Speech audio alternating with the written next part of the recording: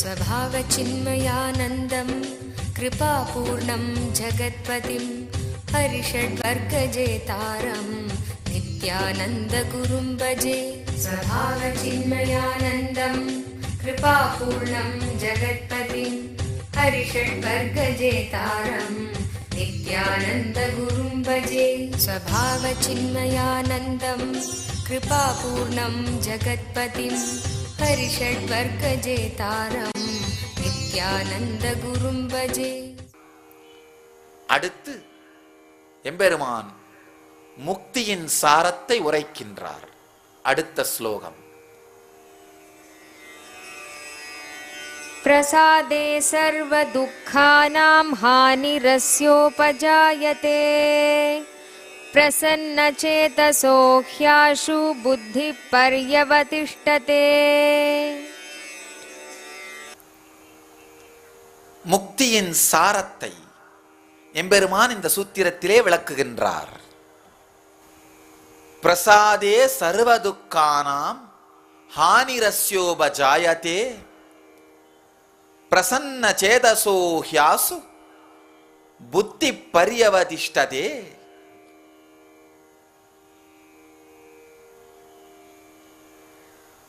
உள்ளத்தெளிவு ஏற்பட்டவுடன் இவனுடைய எல்லா துக்கங்களுக்கும் அழிவு ஏற்பட்டு தெளிவடைந்த மனமுடைய கர்மயோகி அவனுடைய புத்தி விரைவிலேயே எல்லா விஷயங்களிலிருந்தும் விலகி பரமாத்மா ஒன்றிலேயே ஸ்திரமாகி விடுகின்றது.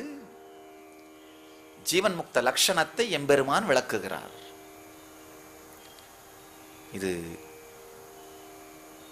ஜீவன் முக்திக்கான நேரடியான நுட்பத்தை எம்பெருமான் அளிக்கின்றார். பிரசாதே சர்வதுக்கானாம் ஹானிரஸ்யோபஜாயதே பிரசன்ன சேதசோ ஹ்யாசு புத்தி பர்யவதிஷ்டதே.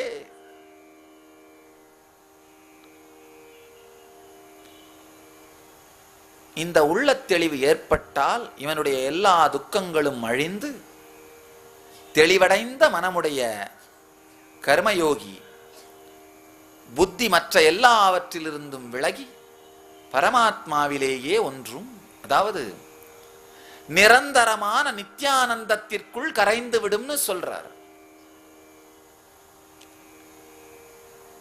சாதாரண மனிதனுக்கும் ஞானிக்கும் இருக்கின்ற வித்தியாசம் என்னன்னு ஆழ்ந்து புரிஞ்சுக்கணும். சாதாரண மனிதனுக்கு 10 ஏக்கர் பரப்பளவு தான் மனம் இருக்குன்னா 10 ஏக்கர் பரப்பளவிலும் பெரிய கொடுமை நடந்துட்டு இருக்கு, பெரிய ஜூவே நடந்துட்டு இருக்கு. ஏகப்பட்ட மிருகங்கள், ஒரு பக்கம் பாம்பு, ஒரு பக்கம் பல்லி, ஒரு பக்கம் சிறுத்தை, பூராம், புலி, யானை எல்லாம் குதிச்சிட்டு இருக்கு. ஒரு ஜூ மாதிரி, காடு மாதிரி மனம் இருக்கு. இதான் சாதாரண மனிதன் நிலை. ஒரு ஞானியினுடைய நிலை என்னன்னா, அவருக்கு 10 லட்சம் ஏக்கர் இருக்குன்னா ஒரு 10 ஏக்கர்ல மட்டும்தான் இந்த ஜூ நடந்துட்டு இருக்கு. ஞானி மனம் இல்லாமல் இல்லை, மனம் கடந்து இருக்கின்றார். நீங்க சொல்லலாம், மனம் இல்லாமல் தான் எப்படி சாமி பேச முடியும்? அதனாலதான் சொல்றேன், மனம் இல்லாமல் இல்லை, மனம் கடந்து இருக்கார். இருந்தாலும் அவரை தொந்தரவு செய்யாத நிலையில் மனம் இருக்கின்றது. இப்ப உங்களுக்கு இருக்கிறதே 10 ஏக்கர் தான், 10 ஏக்கர்ல இந்த ஜூ நடந்துட்டு இருக்கு. அதனால எப்ப பார்த்தாலும் என்ன, வீடே ஜூ மாதிரி இருக்கு. மனசுக்குள்ள எப்படி இருக்கோ அப்படித்தானே வெளியிலையும் இருக்கும். காலையில கரடி வருது, சாயந்தரம் சிங்கம் வருது, ராத்திரி புலி உருமுது, பகல்ல பாம்பு கடிக்குது, வீட்டுக்குள்ள இதெல்லாம் நடந்துட்டு இருக்கு பாருங்க. இது எல்லாமே மனுஷ உடம்பு வழியா வெளியில வருது, அவ்வளவுதான். ஞானிக்கு 10 லட்சம் ஏக்கர் இருக்கிறதுனால அந்த 10 ஏக்கர் நடக்கிறது நெக்லிஜிபிள். அதனால்தான் மனம் கடந்த நிலைன்னு சொல்றோம். 10 ஏக்கர்ல ஜூ நடத்துற மனசை பத்தி நமக்கு எல்லாருக்கும் தெரியும். ஜூவை பத்தி ஒரு சின்ன கதை. ஒரு ஜூல மக்கள் கூட்டமே வரலையாம், மிருகங்கள் எதுவும் புதுசா வராததுனால. அந்த ஜூ ஓனர் என்ன பண்ணாரு, ஒரு மனிதனை கூப்பிட்டு, நீ கொரில்லா மாதிரி ட்ரெஸ் பண்ணிக்கோ, வேஷம் போட்டுக்கோ, உன்னை வச்சாவது நான் நிறைய சம்பாதிப்பேன், உனக்கு சம்பளம் கொடுத்துட்றேன். அவரும் கரெக்டா வேஷம் போட்டுட்டு உண்மையிலேயே கொரில்லா மாதிரியே ஆக்ட் பண்ணிட்டு இருக்காரு. ஜூல கூட்டம் நிரம்பி வழியுது. கொரில்லா மாதிரியே குதிக்கிறது, ஆடுறது, தினம் 2 சீப் வாழைப்பழம் சாப்பிட்றாரு, போறவங்க வர்றவங்க கொடுக்குற கடலையெல்லாம் திங்கிறாரு, கொரில்லா மாதிரியே மாரில் அடிச்சுக்கிறாரு, உடம்ப பிராண்டிக்கிறாரு. அவருக்கு இருந்த வரவேற்பை பார்த்து ரொம்ப ஓவரா எந்தூசியாசமாயி ஓவரா குதிச்சு ஒரு நாள் தவறி போய் பக்கத்தில் இருந்த சிங்கக்கூண்டுல விழுந்துடுறார். விழுந்துட்டு ஓன்னு அப்போ குரல் வந்துதானே ஆகணும். மனித குரல்ல வேகமா கத்துறாரு, ஐயோ காப்பாத்து காப்பாத்து காப்பாத்துன்னு. ஐயோ சிங்கக்கூண்டுல விழுந்துட்டேன், காப்பாத்துங்க காப்பாத்துங்கன்னு கத்துறாரு. இந்த சிங்கம் வந்து மெதுவா இவரை தட்டி, ஏய் வாய மூடுறா, நானும் இந்த வேஷம் தான் போட்டுட்டு இருக்கேன், கத்தனா 2 பேருக்கும் வேலை போயிரும்.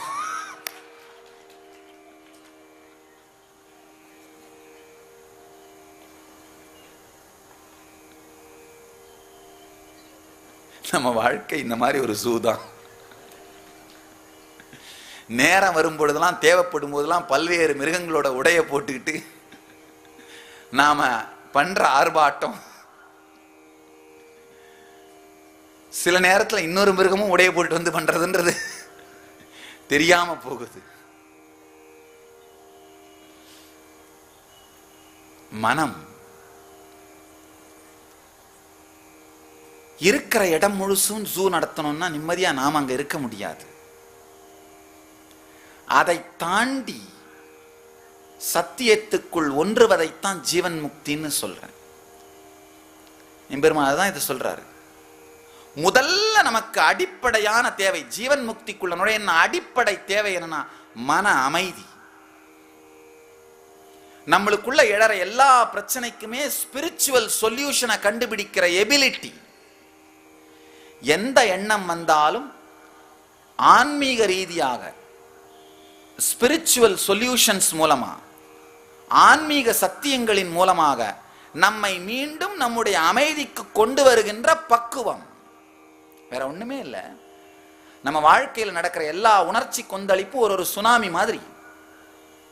தினந்தோறும் உங்க வாழ்க்கையில குறைந்தபட்சம் ஒரு 50 உணர்ச்சி கொந்தளிப்பாவது நடந்துருது. எப்பேற்பட்ட உணர்ச்சி கொந்தளிப்பு நடந்தாலும் நமக்கு நாமே ஆராய்ந்து 21 நிமிடங்களுக்குள் நம்மை மீண்டும் அமைதிக்குள் கொண்டு வந்துவிட நம்மால் முடியுமானால் நீங்கள் ஜீவன் முக்தர்கள். இதான் ஜீவன் முக்த லட்சணம். வேற ஒண்ணுமே இல்லை. எந்த சுனாமி அடிச்சாலும், எந்த துக்கம் அடிச்சாலும், எந்த மயக்கம் அடிச்சாலும், ஆசையினால் தாக்கப்படும் பொழுது, அச்சத்தால் தாக்கப்படும் பொழுது, பயத்தால் தாக்கப்படும் பொழுது, கவலையால் தாக்கப்படும் பொழுது, கோபத்தால் தாக்கப்படும் பொழுது, குரூரத்தால் தாக்கப்படும் பொழுது, வேதனையினால் தாக்கப்படும் பொழுது, பெஞ்சத்தால் தாக்கப்படும் பொழுது, எதனால் தாக்கப்பட்டாலும் 21 நிமிடங்களுக்குள் உங்களை நீங்களே சமச்சீர் நிலைக்கு கொண்டு வந்து கொள்ள முடிந்தால் நீங்கள் ஜீவன் முக்தர்கள். வேற ஒண்ணுமே இல்லை. ஜீவன் முக்தியினுடைய சாரம் இதுதான். அந்த அளவுக்கு எப்பேற்பட்ட தாக்குதல் ஏற்பட்டாலும் உங்களை சமநிலைக்கு கொண்டு வந்து கொள்ளுகின்ற அளவிற்கு ஞான கருத்துக்களை, சாஸ்திர சஸ்திரங்களை தேடி வைத்துக் கொண்டால் உங்கள் வாழ்க்கைக்கு தேவையான எல்லா சொத்துக்களையும் நீங்கள் சேர்த்து வைத்து விட்டீர்கள். இந்த உள்ளுலக வாழ்க்கைக்கு தேவையான எல்லா சொத்துக்களையும் சேர்த்து விட்டீர்கள். உண்மை என்னன்னா, வெளி உலக சொத்து சேர்க்க வேண்டாம்னு நான் சொல்லல, அது மட்டுமே பத்தாதுன்னு சொல்றேன். பல நேரத்தில் நான் பார்த்திருக்கேன். கோடிக்கணக்கான சொத்துக்களுக்கு அதிபதியாக இருப்பார்கள். சாதாரண ஒரு பிரச்சனை, இருக்கிற 1000 ஏக்கர்ல வேலி போடும்பொழுது ஒரு 2 ஏக்கர் யாராவது பிடித்து கொண்டிருப்பார்கள். மனிதன் துக்கத்துல விழுந்து, டிப்ரெஷன்ல விழுந்து 2 மாசம் வெளியில வர மாட்டார். அந்த 2 மாசம் டிப்ரெஷன் விழாம சம்பாதிச்சிருந்தானா இந்த மாதிரி 200 ஏக்கர் பண்ணியிருப்பார். லைஃபோட ப்ரொடக்டிவிட்டியை பத்தி யோசிக்கவே யோசிக்காத, தெளிவே இல்லாத மூட மனம். காரணம் வேற ஒண்ணும் இல்ல, உள்ளுக்குள்ளே தன் வாழ்க்கையை வாழுகின்ற ஸ்பிரிச்சுவல் சொல்யூஷன்ஸ், சாஸ்திர சஸ்திரங்கள் இல்லாமல் இருப்பது. சாஸ்திர சஸ்திரம் இல்லாத ஒரு மனிதன் எதிரிகள் இல்லாமல் தானாகவே அழிவான். இடித்துரைப்பதற்கு இல்லாத அரசன் கெடுப்பாரின்றி கெடுவான் வள்ளுவர் சொல்ற மாதிரி, தனக்குள்ளே சாஸ்திர சஸ்திரங்கள் தன்னை மீண்டும் மீண்டும் சமநிலைக்கு எடுத்து வந்து கொள்ளுகின்ற, சமநிலைக்கு கொண்டு வருகின்ற சத்தியங்கள், ஸ்பிரிச்சுவல் சொல்யூஷன்ஸ், லைஃப் சொல்யூஷன்ஸ் உள்ளுக்குள்ளே இல்லாத மனிதன் வேறொரு நபர் இல்லாமல், எதிரி இல்லாமல் தானாகவே துக்கத்தில் வீழ்ந்து அழிவான். எப்பேற்பட்ட பிரச்சனையாக இருந்தாலும், எப்பேற்பட்ட துக்கமாக இருந்தாலும் தன்னை தானே மீண்டும் சமநிலைக்கு எடுத்து வந்து கொண்டு நிறுத்திக் கொள்ளுகின்ற சக்தி உடையவன் ஜீவன் முக்தன்.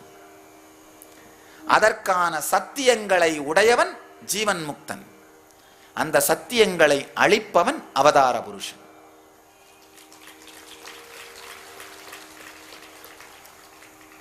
நம்ம வாழ்க்கையினுடைய அடிப்படை தேவை இந்த சத்தியங்களை வாங்கி உள்ளே சேர்த்து வைத்துக் கொள்வது.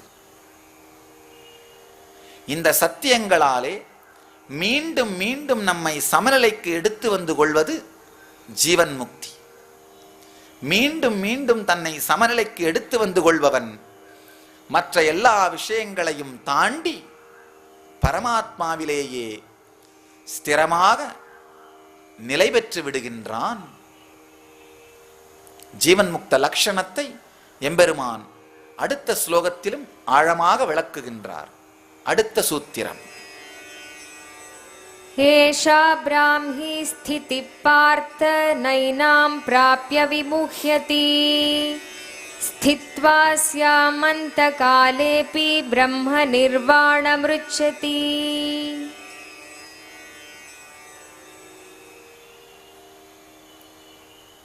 அருமையான சத்தியம்.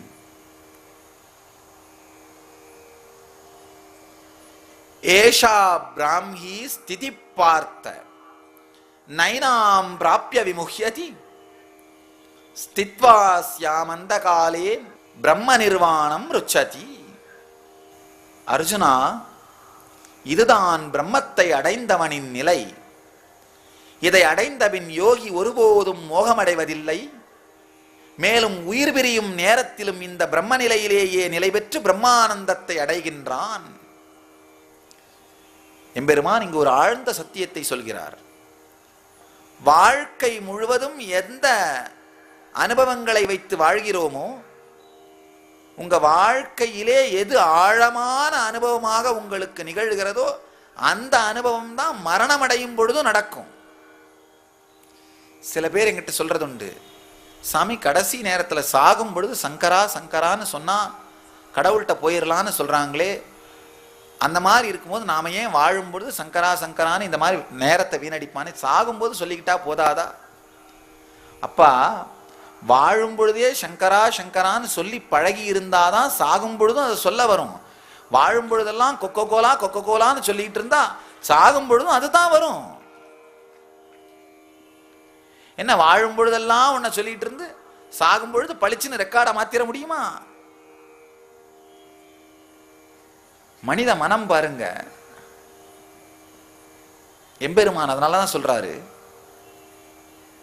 இந்த ஆழ்ந்த அமைதியிலே ஜீவன் முக்த தன்மையிலே நிர்விகல்ப நிலையிலே இருக்க பழகுவீர்களானால் உங்கள் வாழ்க்கையுடைய எந்த புயலை விடவும் அந்த நிர்விகல்பத்தன்மை ஆழமாக உங்களுக்குள்ளே நிலை பெற்றுவிடும்.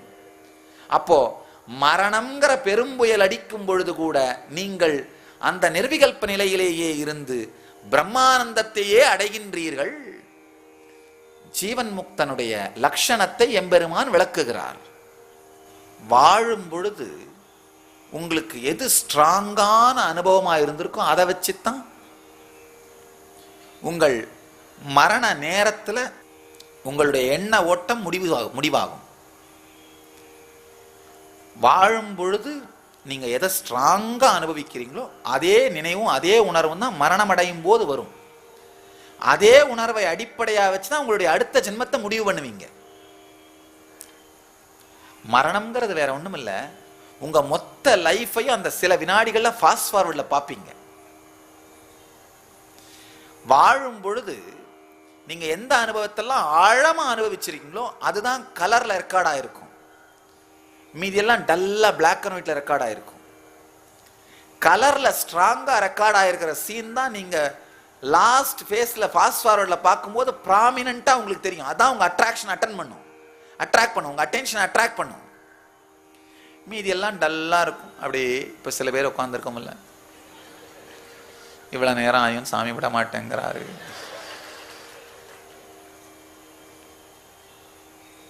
நான் ஒரு முடிவோடத்தான் வந்திருக்கேன்.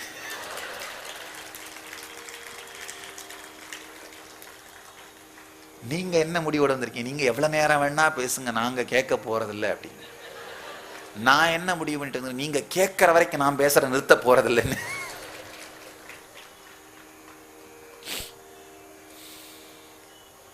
நீங்க கேட்டு கேட்டு பழகிருக்கீங்க, நான் பேசி பேசி பழகிருக்கேன். யாரு ஜெயிக்கிறாங்கன்னு பார்க்கலான்னு உட்கார்ந்துருக்கேன்.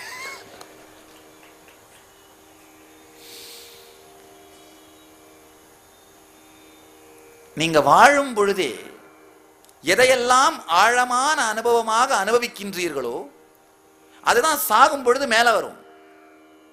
அதுதான் அடுத்த ஜென்மத்தை நிர்ணயம் பண்ற காரணியாக இருக்கும். சில பேர் என்கிட்ட கேட்கறது உண்டு, சாமி எப்படி எதை பேஸ் பண்ணி நாம அடுத்த ஜென்மத்தை முடிவு பண்றோம் சாமி? நல்லா தெரிஞ்சுங்க, அடுத்த ஜென்மம் எந்த உடம்பு எடுக்கணும் எப்படி முடிவு பண்றீங்கன்ற ரகசியத்தை உங்களோடு பகிர்ந்து கொள்ளுகின்றேன். வாழும் பொழுது சாப்பிடுறது தான் மிக உயர்ந்த நிஜமான, நீங்க பெரிய அனுபவிக்கிற அனுபவம் நினைச்சு வாழ்ந்தீங்கன்னா சாப்பிட்றதுக்குன்னே நேரம் செலவாகும். இல்ல அந்த சாப்பிட்றதுக்கு தேவையான விஷயங்களை அரேஞ்ச் பண்றதுக்குன்னே நேரம் சரியாகும். சில பேர் நான் பார்த்துருக்கேன், ஒரு ஸ்பெஷல் ஃபுட்டுக்காக ஒரு நாட்டை விட்டு இன்னொரு நாட்டுக்கு டிராவல் பண்ணி சாப்பிட்டு வர மக்கள்லாம் இருக்காங்க. ஃபுட் டூரிசம் இருக்கு. ஐயா, இதுக்கெல்லாம் கை தட்டாதீர்கள். ஸ்பிரிச்சுவல் டூரிசம்லாம் இருக்க மாதிரி, மெடிக்கல் டூரிசம் இருக்க மாதிரி ஃபுட் டூரிசம் இருக்கு. அந்த ஃபுட்டுக்காகவே டிராவல் பண்றது நல்ல வேலை.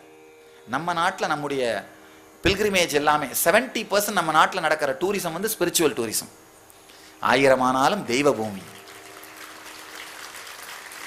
நமக்கு வந்தடைந்த மாசு தூசு அளவுதானே தவிர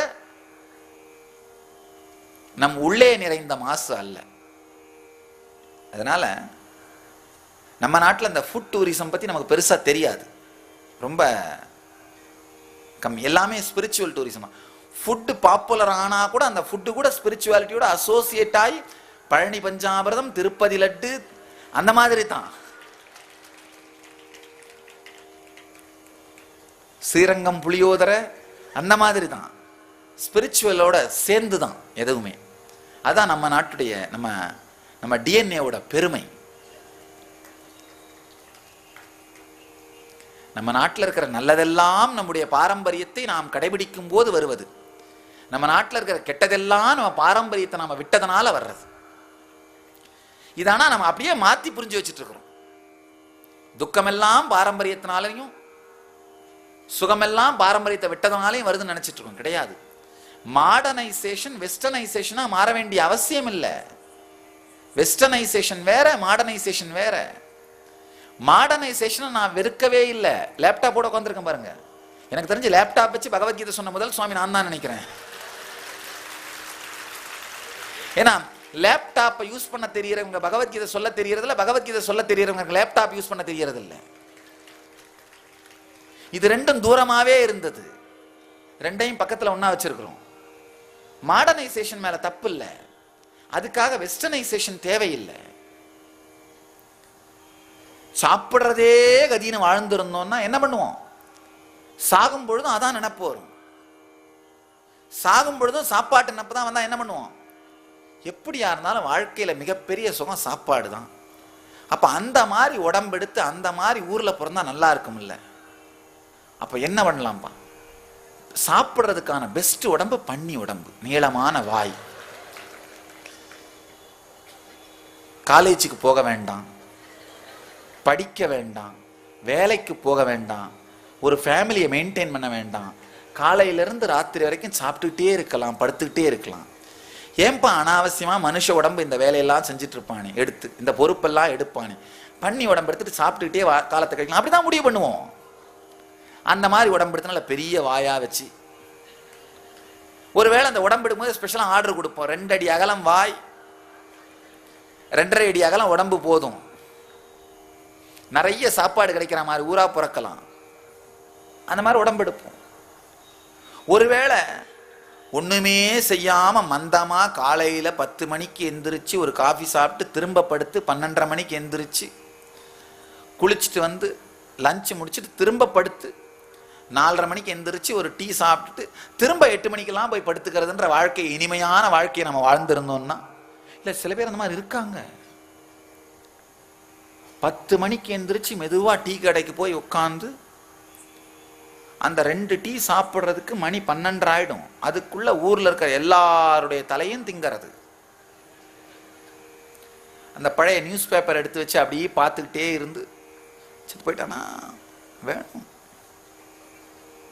நான் அப்பவே சொன்னேன், வெளியூருக்கெல்லாம் போய் வேலை செய்யாதீங்கடான்னு. பாரு இப்ப பஸ் ஆக்சிடென்ட் ஆகி செத்து போயிட்டான் பாரு. நான் பாரு அதனால தான் ஊரை விட்டு வெளியில போறதே இல்லை.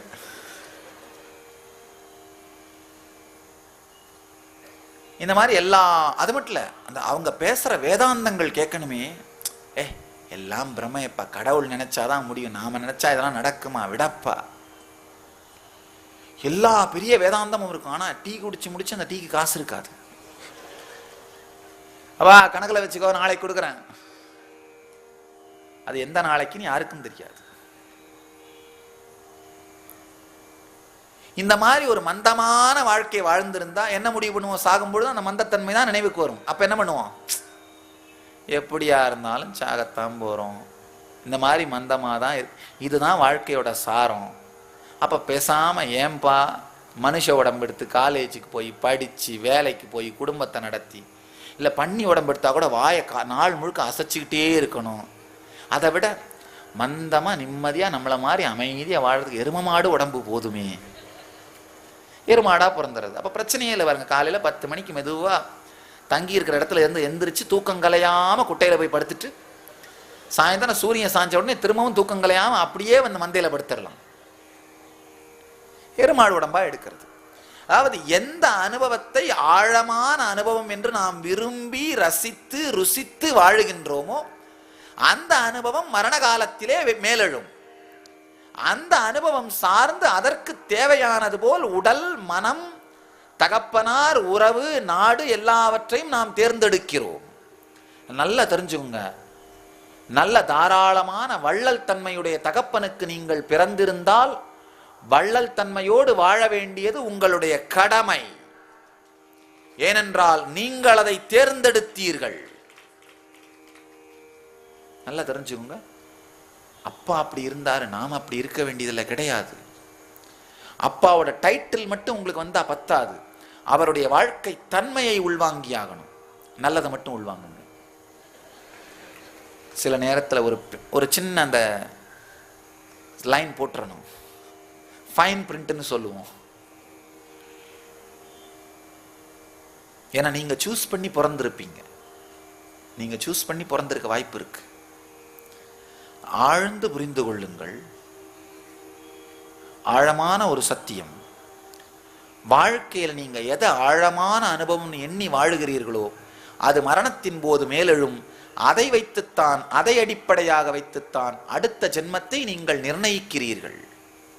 அதனால மீண்டும் மீண்டும் மீண்டும் எந்த உணர்ச்சி கொந்தளிப்பு எழுந்தாலும், ஆசையாகட்டும், அச்சமாகட்டும், துக்கமாகட்டும், பயமாகட்டும், வேதனையாகட்டும், எந்த சுகதுக்கங்கள் எழுந்தாலும் உங்களை மீண்டும் மீண்டும் அமைதிக்கு கொண்டு வாருங்கள். உங்கள் வாழ்க்கையினுடைய மிகப்பெரிய அனுபவமாக உங்களுடைய நிர்விகல்ப நிலையாகிய அமைதி இருக்கட்டும். இருந்தால் நீங்கள் ஜீவன் முக்தர்களாக வாழ்வீர்கள். மரண காலத்திலும் அதே அமைதி மேலெழும். அந்த அமைதி மேலெழுவதனால் நீங்கள் உயிர் பிரியும் நேரத்திலும் அதே பிரம்ம நிலையில் நிலை பெற்று ஞானமுக்தனாக, விதேகமுக்தனாக, பூரணமான நித்யானந்த நிலைக்குள் நிலை பெறுவீர்கள்.